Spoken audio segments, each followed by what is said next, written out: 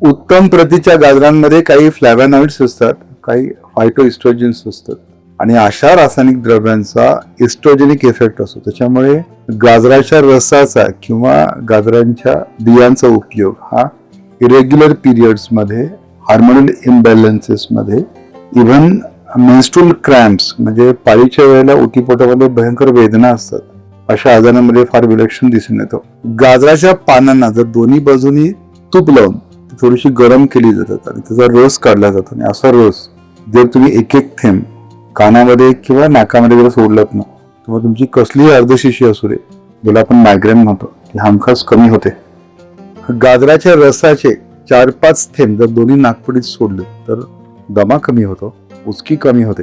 या फळभाजीचे 2 प्रकार असतात, लाल आणि काळी, आणि त्यातल्या त्यात काळ्या गाजराची जी पेज असते भुकेवर तो उत्तम औषध, म्हणजे ज्यांना भूक लागत नाही त्यांनी अशा काळ्या गाजराची पेज प्यावी.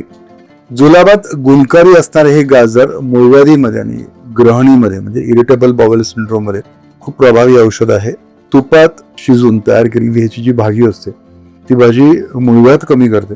अति प्रमाणात जर गाजरं खाल्ली गेली ना तर शुक्रधातू बिघडतो. इव्हन गाजरं हे गर्भपातही करतं, त्याच्यामुळे गर्भवती महिलांनी गाजरं खाऊ नयेत. गाजर रक्त शुद्ध करतं, परिणामी त्वचेला खाज, नायटा किंवा फोड किंवा गळवे उठतं, वेगवेगळ्या त्वचेचे आजार असतात आणि अशा आजारांमध्ये गाजर फायदेशीर असतं. जास्त गाजर खाल्ले गेले तर पोट दुखतं. जर पोट दुखत असेल तर मग गूळ घ्यावा, लगेच पोटदुखी कमी होतं.